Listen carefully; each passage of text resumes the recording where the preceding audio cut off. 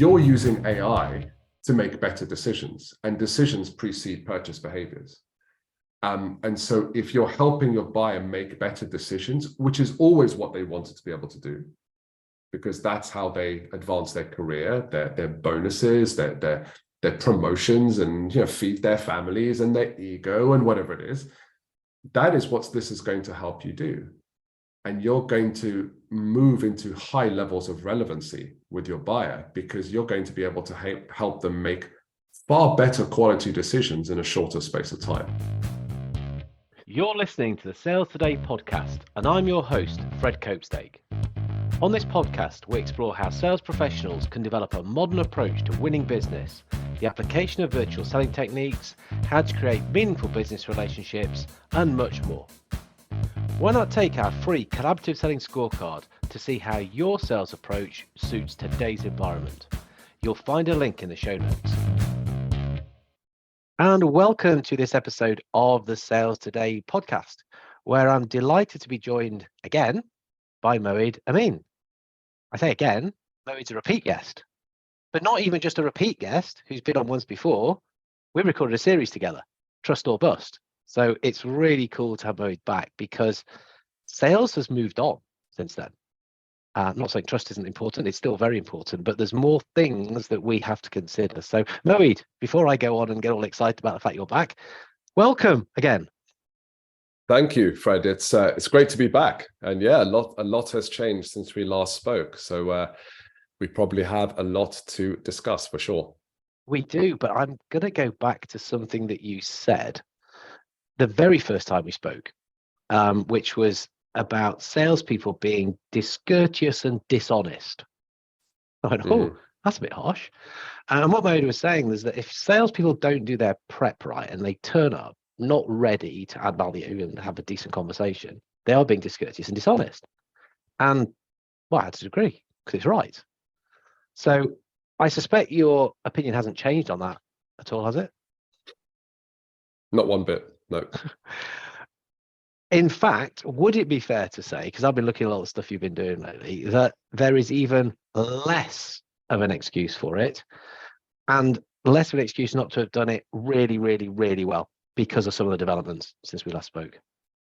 Yeah, for sure. There aren't less tools. There isn't less technology. There isn't less information. There isn't less accessibility of information. And so it's only getting easier for you to be able to do some good quality prep. And there's been a massive advancement. I don't know about if you've heard of Chat GPT. It's this you speak of, never. Yeah, exactly. And that has just totally changed the game.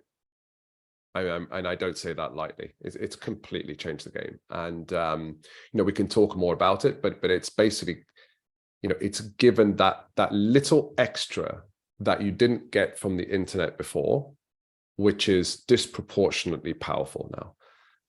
And so really there is no excuse for it. And, buyers' expectations are only getting higher and higher. And so, they don't want their time wasted. And AI is also making it, it's really scary, right? Not just about the social, economic, and all those things that people are talking about, and AI will take over humanity and it become like Terminator, but it's leveling the playing field. And just watch in the next few years how incredibly difficult it would be to maintain competitive advantage. Because as soon as someone comes out with a product or a go-to-market strategy or a model or approach, and AI is just, if you've got the right AI, you can feed that information or detect that information, and it will come up with an alternative strategy that's better within a few seconds. And so, that AI really has changed the game for salespeople and for businesses as a whole. Now it's interesting. You said it's leveling the playing field, and I don't know if I pulled a face or not. I went, really? Because I think it's driving a wedge. I think what you're saying is, for the people who use it and who get it are all going to be on this same sort of level because they can do so much faster. The people who aren't are so far behind, forget about it. You no longer have a seat at the table. You're not part of this discussion anymore. Customers will not see value at all in you. So yeah, get yourself I think it's Simon Bowen says above the AI line, and then start using this stuff well. Yeah, so there's a maturity curve, as with most of these things. Right now, the earlier you are and the more proficient you get as fast as possible, you will kind of race ahead of everyone else. There's no doubt. But people said that about the internet, right, when it first started. And the people that were involved were getting access to the information, they were using it, they were getting ahead. Think of those people that had access to Google. Think of those people that saw the benefit of Facebook, for example, when it came to Facebook advertising. Those that got in very early were changing the game. But at some point, there's a tail off, right? There's a tail off in that maturity curve. And that's when there's mass adoption. And that's when it becomes ubiquitous, when it becomes the standard or the de facto. And that's what I mean by saying it's going to become the great equalizer. Right now, for sure. And that's the thing that I advise every salesperson I speak with, which is think of all the times that you regretted not investing in Google when they first floated, or not investing in Amazon, or not investing in Facebook, whatever it might be, right? All those trends that you missed. This is the trend that you cannot miss, because the failure of doing so, the failure of missing, is far more pronounced, and it's going to have far bigger impact on you than, say, the previous ones. And that's why I call it that great change, but also the great equalizer as well. Failure of missing is more than the potential of gain. For sure. Are you using some neuroscience on me, Moeed? Yeah, pretty much. Pretty Who'd much. have thought? Huh? Exactly. Who'd have thought? Exactly so. No, and that's why I wanted to have the conversation with you. Because this is about, when we talk about investment, for me, it's investment of time, the time and effort to learn how to use this stuff well, not accumulating a whole bunch of prompts that you put in a file and probably never look at, but learning actually how to use. And let's focus on ChatGPT. It's how to use that. And then what's fascinating me about what you're doing, it is using your neuroscience background to help people to understand what they should be getting AI to help them to understand. I mean, it was like you're doing some very, very cool stuff. So when we talk about preparation, is it fair to say that we can prepare in a way that gets us inside a buyer's mind, inside a buyer's head, better than ever before?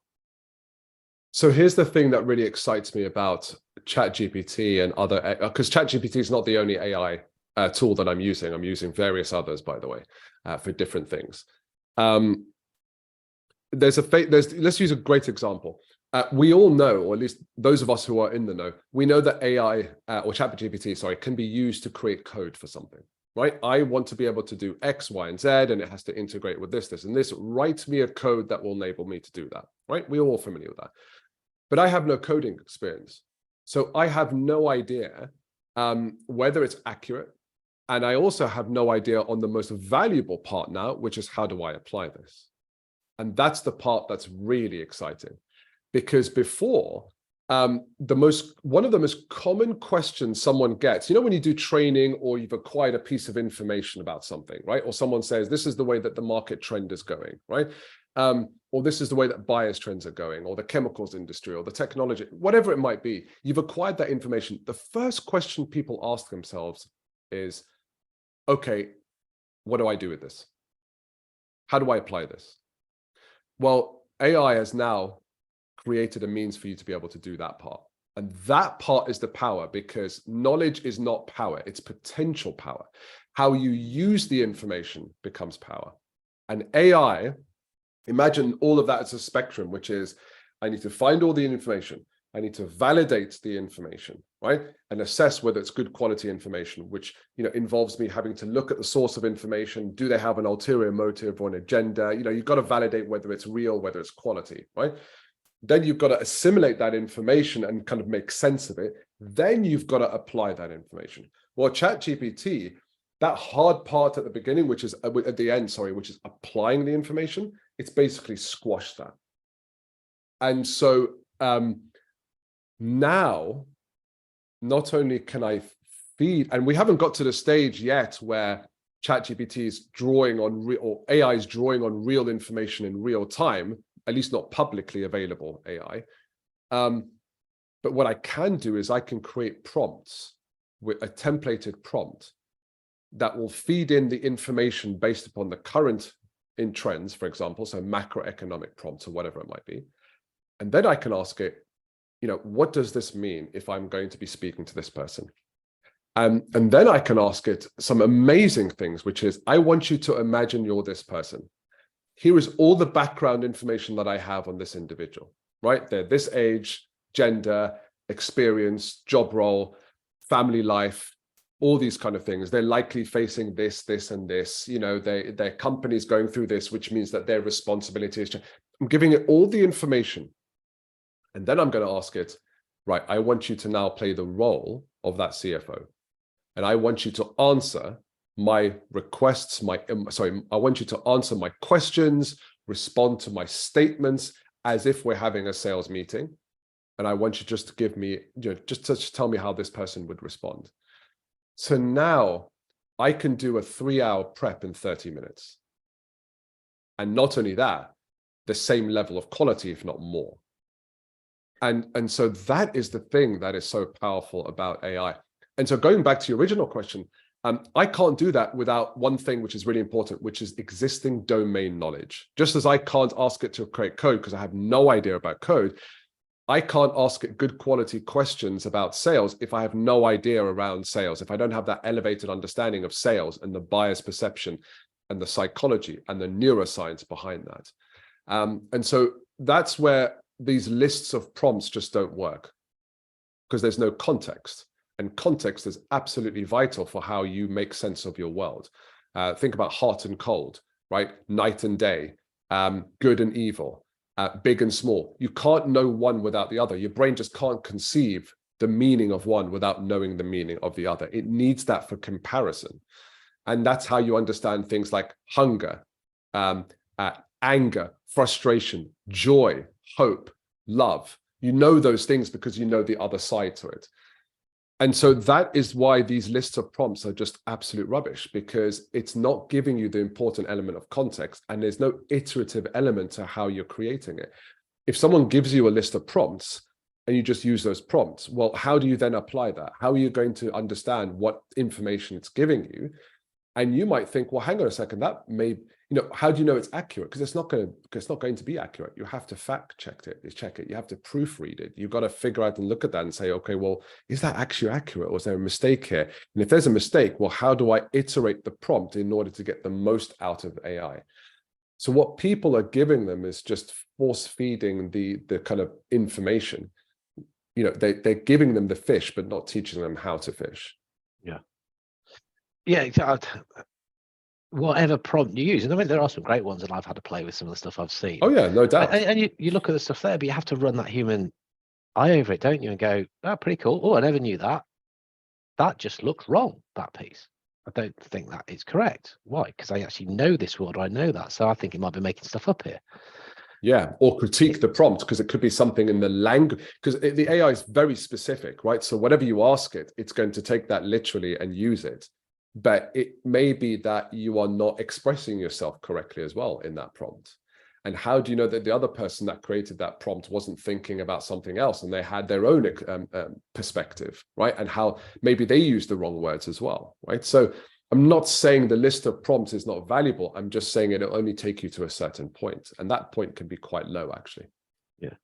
But that teach a man to fish. And it is a far better way of looking at it. It's understanding what are you trying to do? How are you trying to do that?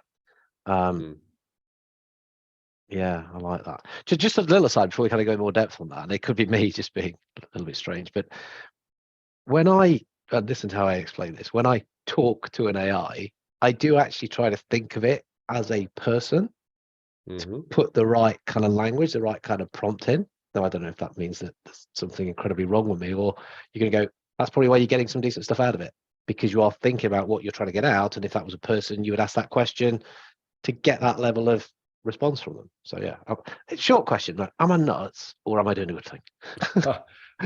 Look, there are other people that are far more qualified to answer that question than I am. All I can tell you is how I use it. When I explained it to my father, and he owned manufacturing businesses in the 80s and 90s. When I explained to him what it does, he said, in the 80s and 90s, when I had my business, I would have to hire and pay 15 researchers out of India to answer the questions that I'm thinking about. And he said, you actually have that and probably more intelligence at your fingertips. So I treat it as if it's a team of researchers. Whenever I have a thought, and I'm trying to understand, well, how would that apply in this situation? I would ask ChatGPT. I would probably go to Google or whatever sources, not just Google actually, because I'm kind of distrusting Google in terms of its search results. They're really not very good, to be frank, in my opinion. But I would use whatever sources I have to gather the base information, the base data. And then I would input that information into a contextual story or a reference or a scenario or a situation. And I would ask it that. I would ask, for example, the other day, what I said was, I was trying to figure out how I could automate things in my business a lot more. And so the questions I was asking was really around that. Here are the things that I'm doing. This is what my business is. Give me some best practices on how I can automate the business better without compromising on quality. And my personal touch, which is where my value extends to my clients. I don't want that to be lost.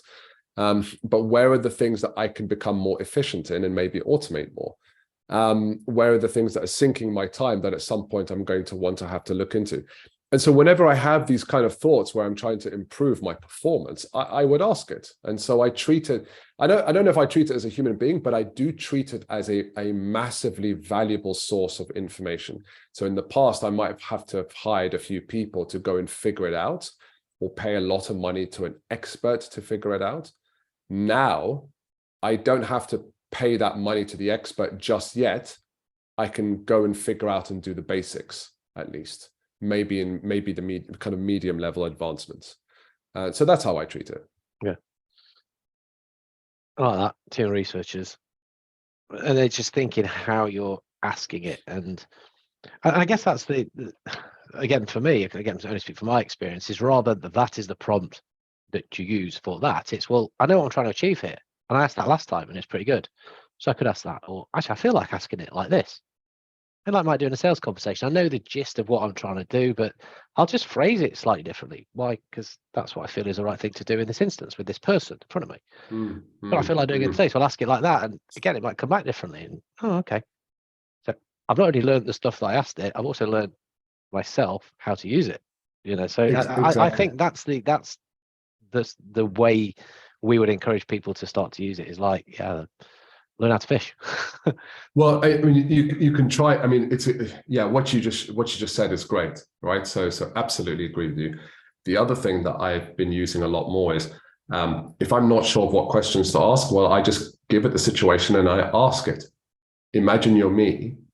What high quality questions should I be asking about the situation now to get to the answer or to get to the outcome that I want?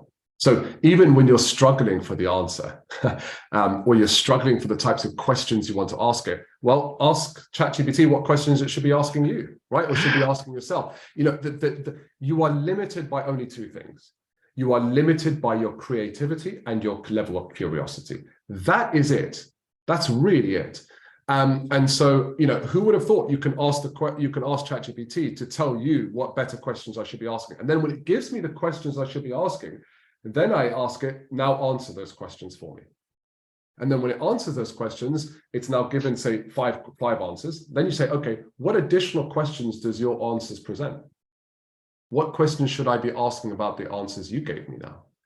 And so that's why you're limited by really your just creativity and curiosity. Now, one of the things you really kind of need to, and this is where one of those iterations that I think would be really exciting, and it's something that I'll probably look into, is because it's in text format, we don't really look at things as text. If I say to you, there is a yellow tree, you don't see the letters YELLOW tree in your brain. You see the image of the yellow tree. And so one of the things that I think will be very exciting about ChatGPT is if someone can almost kind of create it into connecting images to say, right, here's the answer to this 5. Here is then the follow-up questions, and almost like a mind map. To say, okay, create a mind map of the answers that you just gave. And so that's important if you're building a picture about the buyer that you're trying to sell to, or whatever it is that you're trying to do with ChatGPT.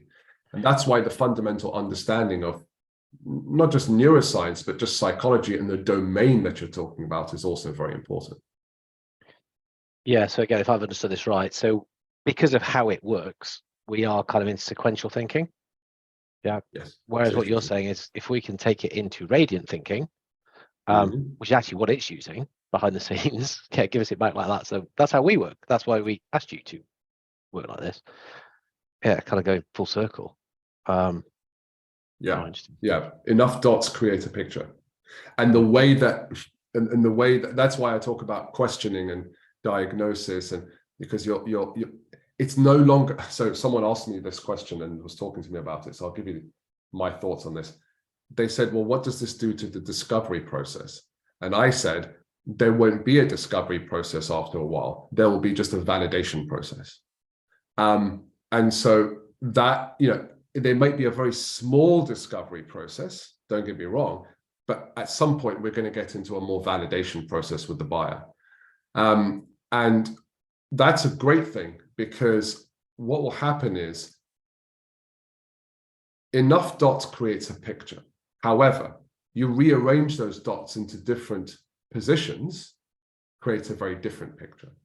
And so being that validator as well as a diagnosis or discovery person, you're going to be able to move those dots around based upon the answers and the validation the buyer gives you to say, okay, now I understand the picture of what's going on here. Here is our recommendation. Here is what our recommendation is for you to be able to do. And I think if you treat sales as you're a decision-making agent, not just a salesperson, this is where it's going to become really powerful. I think that is where you will move ahead of everyone else, because you're not just peddling your product anymore, using AI to better do that.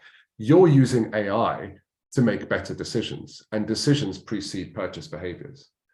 And so if you're helping your buyer make better decisions, which is always what they wanted to be able to do, because that's how they advance their career, their bonuses, their promotions, and feed their families and their ego and whatever it is.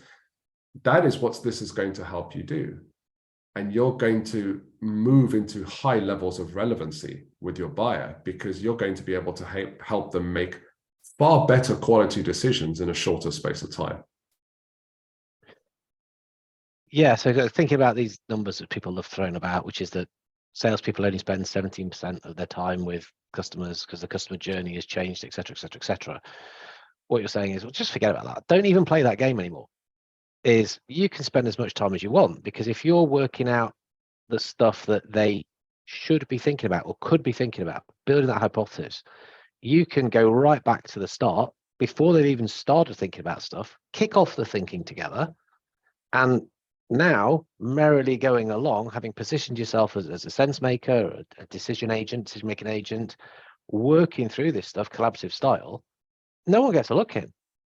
And you're having a great time doing this stuff, working stuff out, co-creating, collaborating, and moving things forward for the better. Is that fair? So am I being too idealistic? So there is an element of idealism there. There is a danger that we have to be very aware of, which I haven't spoken about yet, and that is your buyers are already using AI for their own benefits, and I can tell you that their benefit is not yours; it's not in your interest. So there is a very real danger. There's an event that I'm going to be speaking at, which is the Vidyard events. Fast Forward. I'm going to be one of 5 people on a panel, and one of them is a chief procurement officer, or fractional chief procurement officer. And she's going to explain exactly how they've been using ChatGPT and other forms of AI to improve their purchasing process. And let me tell you, what she's going to share is pretty scary. It's going to make you sweat. Now, the reason why I'm saying that's quite idealistic, what you're saying, is because actually what they're doing is they're commoditizing not just the salespeople, but the vendors themselves a lot more. Because if AI is helping them make those decisions, they're not going to ask, well, they are going to ask, compare this vendor to other vendors. But actually what they're going to ask before that is, here is my problem. Give me all the options for how I need to solve that. And this is why I talk about decision-making agent. Because if the path of the solution to that problem is this way as opposed to the other way, and if they go down that fork and road on the left rather than the right, you may not be one of those vendors that's down that fork. And therefore, you're not even going to get a seat at the table. And so unless you use AI to help you understand the game of the buyer's journey even more, and inject yourself at those nodes, those decision, what I call those decision nodes, when those fork, that bifurcation point, when the road changes and goes and splits into 2 or 3 or 4, then you're going to lose the game. You're not even going to be invited at the table. And that's going to be far more pronounced than in the age of the internet, like Google and search and all those things.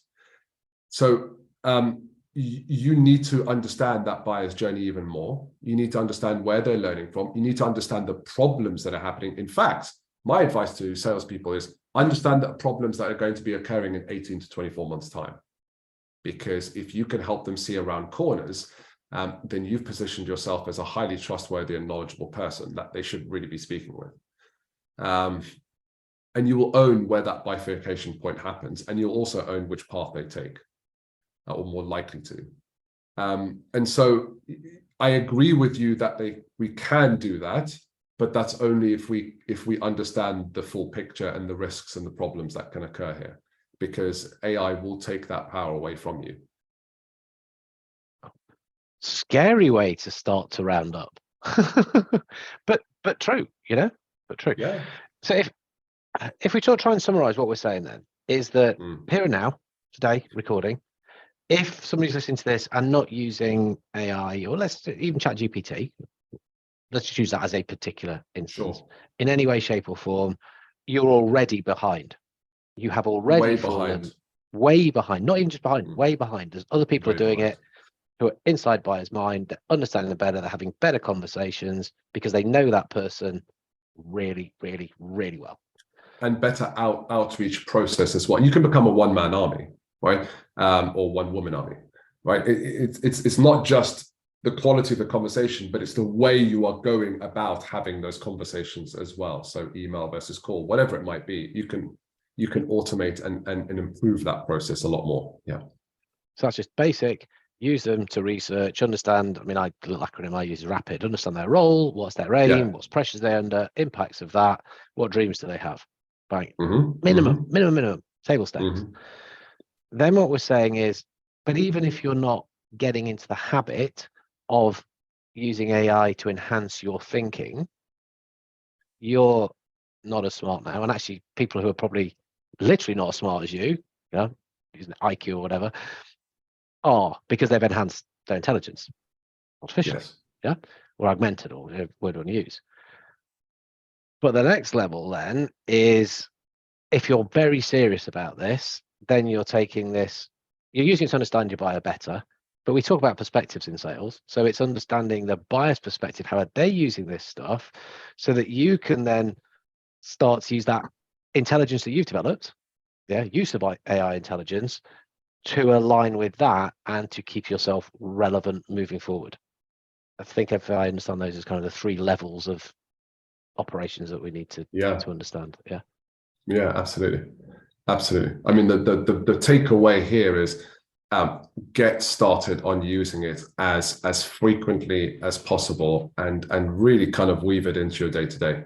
You've got to weave it into your day-to-day, and if that's too much to ask right now because of the pressures of your day, then spend your weekend, spend a few hours every weekend figuring out how to use it and asking the questions that you would love to ask it in order to improve your life and your outcomes.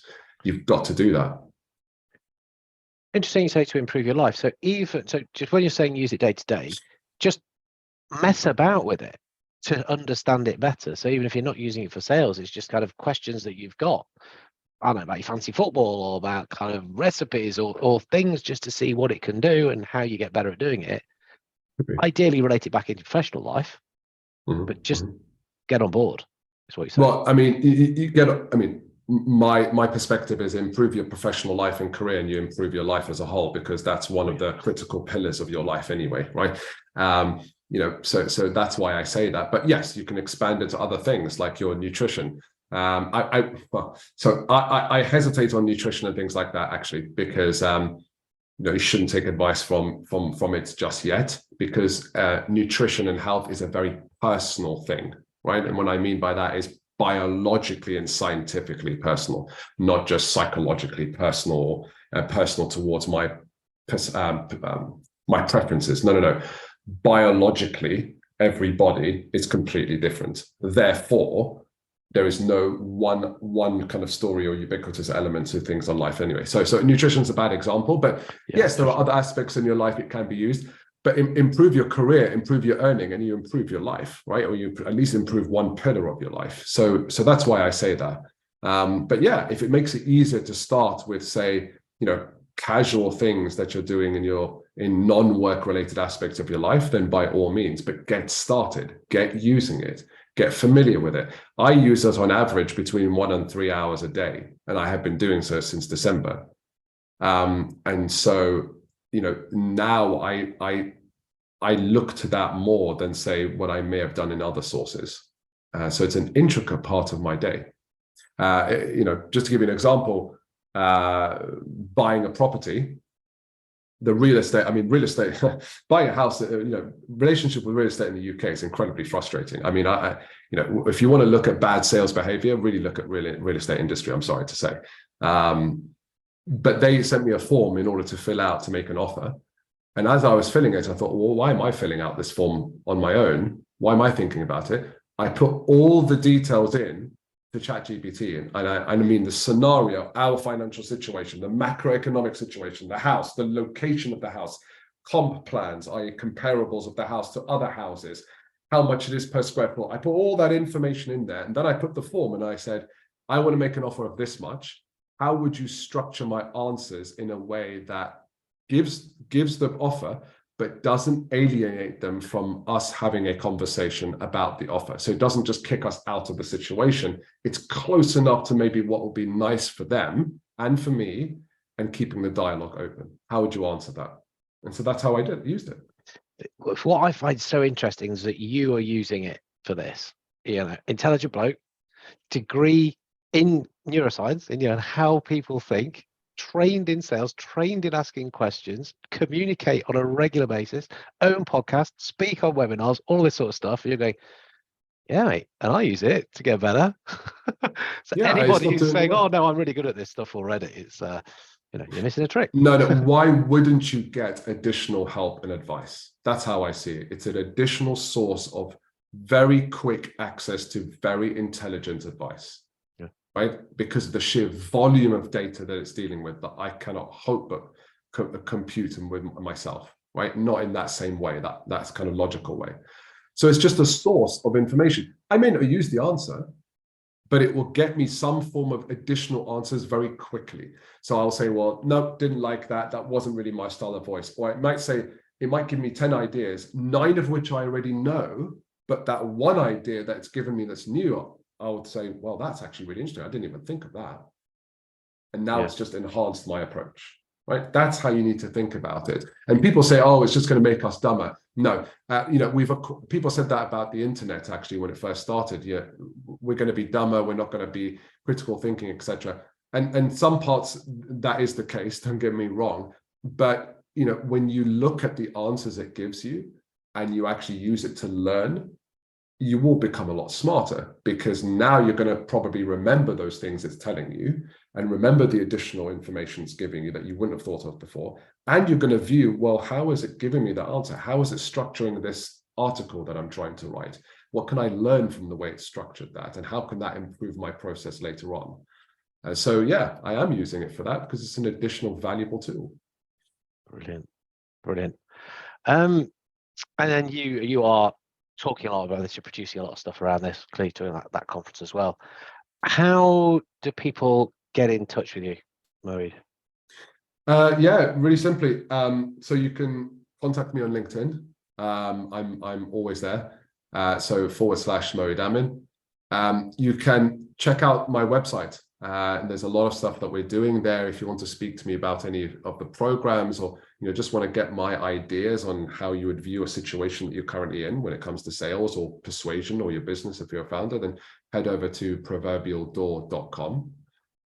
You will also see social media kind of podcasts and stuff like that on YouTube, etc. But the website and LinkedIn are two main ways. We will drop those links into the show notes.